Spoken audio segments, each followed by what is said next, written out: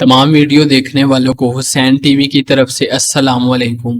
حضرت ابراہیم علیہ السلام کے بیٹے حضرت اسماعیل علیہ السلام کے 12 بیٹے تھے۔ ان کی نسل اس قدر ہوئی کہ مکہ مکرمہ میں نہ سما سکی اور پورے حجاز میں پھیل گئی۔ ان کے ایک بیٹے کدار کی اولاد میں عدنان ہوئے۔ عدنان کے بیٹے مات اور پوتے کا نام نزار تھا۔ نزار کے 4 بیٹے تھے، ان میں سے ایک کا نام مزر تھا۔ مزر کی نسل سے قریش بن مالک پیدا ہوئے، یہ فہر بن مالک بھی کہلائے۔ قریش کی اولاد بہت ہوئی، ان کی اولاد مختلف قبیلوں میں بٹ گئی۔ ان کی اولاد سے قصی نے اقتدار حاصل کیا۔ قصی کے آگے 3 بیٹے ہوئے، ان میں سے ایک عبد مناف تھے، جن کی اگلی نسل میں ہاشم پیدا ہوئے۔ ہاشم نے مدینہ کے ایک سردار کی لڑکی سے شادی کی۔ ان کے یہاں ایک لڑکا پیدا ہوا، اس کا نام شیبہ رکھا گیا۔ یہ پیدا ہی ہوا تھا کہ ہاشم کا انتقال ہو گیا۔ ان کے بھائی مطلب مکہ کے حاکم ہوئے۔ ہاشم کا بیٹا مدینہ منورہ میں پرورش پاتا رہا۔ جب مطلب کو معلوم ہو گیا کہ وہ جوان ہو گیا ہے تو بھتیجے کو لینے خود مدینہ گئے۔ اسے لے کر مکہ مکرمہ پہنچے تو لوگوں نے خیال کیا یہ جوان ان کا غلام ہے۔ مطلب نے لوگوں کو بتایا یہ ہاشم کا بیٹا اور میرا بھتیجا ہے۔ اس کے باوجود لوگوں نے اسے مطلب کا غلام ہی کہنا شروع کر دیا۔ اس طرح شیبہ کو عبد المطلب کہا جانے لگا۔ انہی عبد المطلب کے یہاں ابو طالب، حمزہ، عباس، عبداللہ، ابو لہب، حارث، زبیر، زرار اور عبد الرحمن پیدا ہوئے۔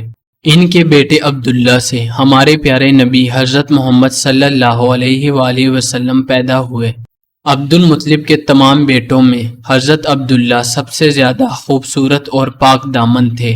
حضرت عبداللہ قریش میں سب سے زیادہ حسین تھے۔ ان کا چہرہ روشن ستارے کی مانند تھا۔ قریش کی بہت سی لڑکیاں ان سے شادی کرنا چاہتی تھی، مگر حضرت عبداللہ کی حضرت آمنہ سے شادی ہوئی۔ حضرت آمنہ وہب بن عبد مناف بن زہرہ کی بیٹی تھی۔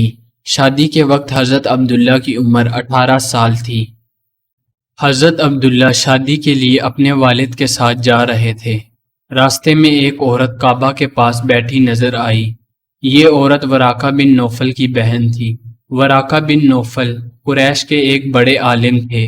وراقہ بن نوفل سے ان کی بہن نے سن رکھا تھا کہ وقت کے آخری نبی کا ظہور ہونے والا ہے، اور ان کی نشانیوں میں سے ایک نشانی یہ ہوگی کہ ان کے والد کے چہرے میں نبوت کا نور چمکتا ہوگا۔ جون ہی اس نے عبداللہ کو دیکھا، فوراً اس کے ذہن میں یہ بات آئی۔ اس نے سوچا ہو نہ ہو یہ وہ شخص ہے جو پیدا ہونے والے نبی کے باپ ہوں گے۔ چنانچہ اس نے کہا اگر تم مجھ سے شادی کر لو تو بدلے میں تمہیں اتنے ہی اونٹ دوں گی جتنے تمہاری جان کے بدلے ذبح کیے گئے۔ جان کے بدلے ذبح کیے گئے اونٹوں سے مراد عبد المطلب نے زمزم کی کھدائی کے وقت اللہ سے منت مانگی کہ اے اللہ، کھدائی پوری ہونے پر میں اپنا ایک بیٹا تیری راہ میں ذبح کروں گا۔ جب کھدائی پوری ہوئی تو حضرت عبداللہ نے اپنے والد سے اصرار کیا آپ مجھے اللہ کی راہ میں ذبح کر دیں، مگر عبد المطلب نے ان کی جان کے بدلے 100 اونٹ ذبح کروائے۔ حضرت عبداللہ نے وراقہ بن نوفل کی بہن کو جواب دیا میں اپنے باپ کے ساتھ ہوں، ان کی مرضی کے خلاف کچھ نہیں کر سکتا، نہ ان سے الگ ہو سکتا ہوں، اور میرے والد باعزت آدمی ہیں، اپنی قوم کے سردار ہیں۔ بہرحال ان کی شادی حضرت آمنہ سے ہو گئی۔ آپ قریش کی عورتوں میں نسب اور مقام کے اعتبار سے افضل تھی۔ حضرت آمنہ حضرت عبداللہ کے گھر آئیں۔ آپ فرماتی ہیں جب میں ماں بننے والی ہوئی تو میرے پاس ایک شخص آیا، یعنی ایک فرشتہ انسانی شکل میں آیا۔ اس وقت میں جاگنے اور سونے کے درمیانی حالت میں تھی۔ اس نے مجھ سے کہا تمہیں معلوم ہے تم اس امت کی سردار اور نبی کی ماں بننے والی ہو۔ صحابہ کرام رضی اللہ تعالی عنہ نے حضور اکرم صلی اللہ علیہ وآلہ وسلم سے عرض کیا اے اللہ کے رسول، ہمیں اپنے بارے میں کچھ بتائیں۔ آپ صلی اللہ علیہ وآلہ وسلم نے ارشاد فرمایا میں اپنے باپ ابراہیم علیہ السلام کی دعا ہوں، اپنے بھائی عیسیٰ علیہ السلام کی بشارت ہوں اور خوشخبری ہوں۔ جب میں اپنی والدہ کے شکم میں آیا تو انہوں نے دیکھا گویا ان سے ایک نور ظاہر ہوا ہے، جس سے ملک شام میں بصرہ کے محلات روشن ہو گئے ہیں۔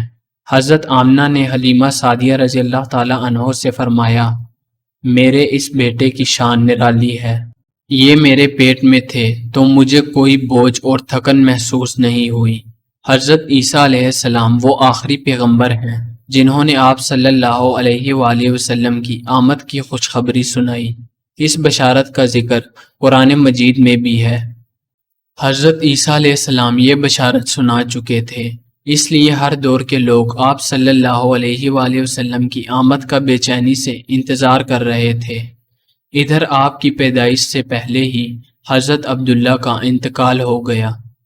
سابقہ کتب میں آپ کی نبوت کی ایک علامت یہ بھی بتائی گئی ہے کہ آپ کے والد کا انتقال آپ کی ولادت سے پہلے ہو جائے گا۔ حضرت عبداللہ ایک تجارتی قافلے کے ساتھ تجارت کے لیے گئے تھے، اس دوران بیمار ہو گئے اور کمزور ہو کر واپس لوٹے۔ قافلہ مدینہ منورہ سے گزرا تو حضرت عبداللہ اپنی نانیاں یعنی بنو نجار کے یہاں ٹھہرے۔ ان کی والدہ بنو نجار سے تھیں، ایک ماہ تک بیمار رہے اور انتقال کر گئے، انہیں یہی دفن کر دیا گیا۔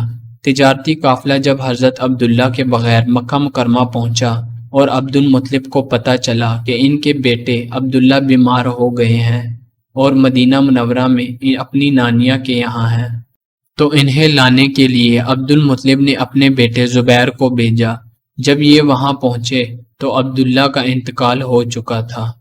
آپ صلی اللہ علیہ وآلہ وسلم اس دنیا میں اپنے والد کی وفات کے چند ماہ بعد تشریف لائے۔ ملک شام کا ایک یہودی ایس مکہ سے کچھ فاصلے پر رہتا تھا۔ وہ جب بھی کسی کام سے مکہ آتا، وہاں کے لوگوں سے ملتا تو ان سے کہتا، بہت قریب کے زمانے میں تمہارے درمیان ایک بچہ پیدا ہوگا، سارا عرب اس کے راستے پر چلے گا، وہ عجم اور اس کے شہروں کا بھی مالک ہو جائے گا، یہی اس کا زمانہ ہے۔ جو اس کی نبوت کے زمانے کو پائے گا اور اس کی پیروی کرے گا وہ اپنے مقصد میں کامیاب ہو جائے گا، اور جو شخص اس کی نبوت کا زمانہ پائے گا مگر اس کی مخالفت کرے گا وہ اپنے مقصد اور آرزوؤں میں ناکام ہوگا۔ آخر کار ماہ نبوت طلوع ہوا۔ حضرت ابن عباس رضی اللہ تعالی عنہ فرماتے ہیں کہ حضرت محمد صلی اللہ علیہ وآلہ وسلم اس دنیا میں تشریف لائے تو آپ کی نال کٹی ہوئی تھی، آپ ختنہ شدہ پیدا ہوئے۔ آپ صلی اللہ علیہ وآلہ وسلم کی پیدائش سے پہلے مکہ کے لوگ خوش سالی اور قحط کا شکار تھے، لیکن جون ہی آپ کی دنیا میں تشریف لانے کا وقت قریب آیا اور بارشیں شروع ہو گئی، خوش سالی دور ہو گئی، درخت ہرے بھرے ہو گئے اور پھلوں سے لد گئے، زمین پر ہر طرف سبزہ ہی سبزہ چھا گیا۔ آپ سجدہ کی حالت میں پیدا ہوئے، آپ کی مٹھی بند تھی اور شہادت کی انگلی اٹھی ہوئی تھی۔ حضرت محمد صلی اللہ علیہ وآلہ وسلم فرماتے ہیں، جب میری والدہ نے مجھے جنم دیا تو ان سے ایک نور نکلا، اس نور سے شام کے محلات جگمگا اٹھے۔ آپ صلی اللہ علیہ وآلہ وسلم صفا پہاڑی کے قریب ایک مکان میں پیدا ہوئے۔ آپ صلی اللہ علیہ وآلہ وسلم کی تاریخ پیدائش کے سلسلے میں بہت سے قول ہیں۔ ایک روایت کے مطابق 12 ربیع الاول کو پیدا ہوئے، ایک روایت 8 ربیع الاول کی ہے، ایک روایت 2 ربیع الاول کو پیدا ہوئے۔ اس سلسلے میں اور بھی بہت سی روایات ہیں۔ زیادہ تر مورخین کا خیال ہے کہ آپ 8 ربیع الاول کو پیدا ہوئے۔ تقویم کے طریقہ کے حساب سے جب تاریخ نکالی گئی تو 9 ربیع الاول نکلی۔ مطلب یہ کہ اس بارے میں بالکل صحیح بات کسی کو معلوم نہیں۔ اس پر سب کا اتفاق ہے کہ مہینہ ربیع الاول کا تھا اور دن پیر کا۔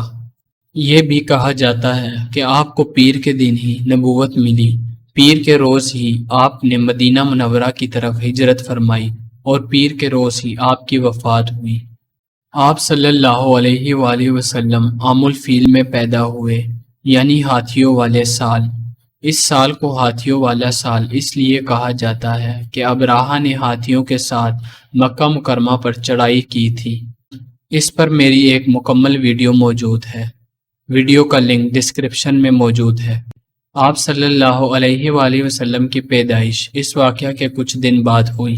حضرت عبد الرحمن بن عوف رضی اللہ تعالی عنہ کی والدہ فرماتی ہیں کہ جب حضرت آمنہ کے یہاں ولادت ہوئی تو میں وہاں موجود تھی۔ آپ صلی اللہ علیہ وآلہ وسلم میرے ہاتھوں میں آئے، یہ غالبہ دایا تھی، ان کا نام شفا تھا۔ فرماتی ہیں جب آپ میرے ہاتھوں میں آئے تو روئے۔ آپ کے دادا عبد المطلب کو آپ کی ولادت کی اطلاع دی گئی۔ اس وقت وہ خانہ کعبہ کا طواف کر رہے تھے۔ اطلاع ملنے پر گھر آئے اور آپ صلی اللہ علیہ وآلہ وسلم کو گود میں لیا۔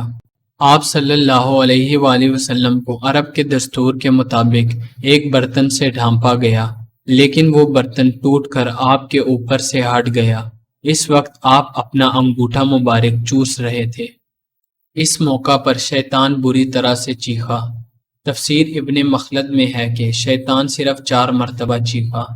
پہلی بار اس وقت جب اللہ تعالیٰ نے اسے ملعون ٹھہرایا، دوسری بار اس وقت جب اسے زمین پر اتارا گیا، تیسری بار اس وقت جب حضرت محمد صلی اللہ علیہ وآلہ وسلم کی پیدائش ہوئی، اور چوتھی مرتبہ اس وقت جب حضرت محمد صلی اللہ علیہ وآلہ وسلم پر سورہ فاتحہ نازل ہوئی۔ حضرت حسان بن ثابت رضی اللہ تعالیٰ عنہ فرماتے ہیں، میں 8 سال کا تھا، جو کچھ دیکھتا اور سنتا تھا اس کو سمجھتا تھا۔ ایک صبح میں نے یثرب یعنی مدینہ منورہ میں ایک یہودی کو دیکھا، وہ اونچے ٹھیلے پر چڑھ کر چلا رہا تھا۔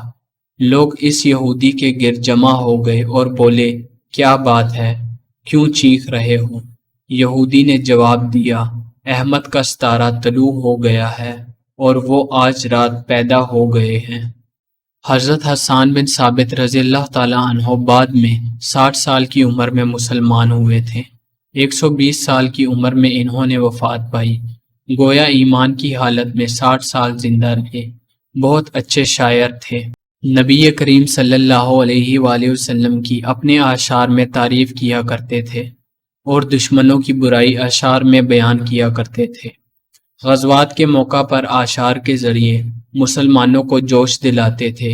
اسی بنیاد پر انہیں شاعر رسول اللہ صلی اللہ علیہ وآلہ وسلم کا خطاب ملا تھا۔ حضرت محمد صلی اللہ علیہ وآلہ وسلم جس رات پیدا ہوئے، اس رات ایران کے شہنشاہ کسریٰ کا محل ہلنے لگا۔ یہ محل نہایت مضبوط تھا، بڑے بڑے پتھروں اور چونے سے تعمیر کیا گیا تھا۔ اس محل میں بہت سے شگاف پڑ گئے۔ اس واقعے سے پوری سلطنت میں دہشت پھیل گئی۔ آپ کی پیدائش پر ایک واقعہ یہ پیش آیا کہ فارس کے تمام آتش کدوں میں آگ بجھ گئی، جس کی وہ لوگ پوجا کیا کرتے تھے۔ ویڈیو پسند آنے کی صورت میں اسے لازمی شیئر کریں۔ جزاک اللہ۔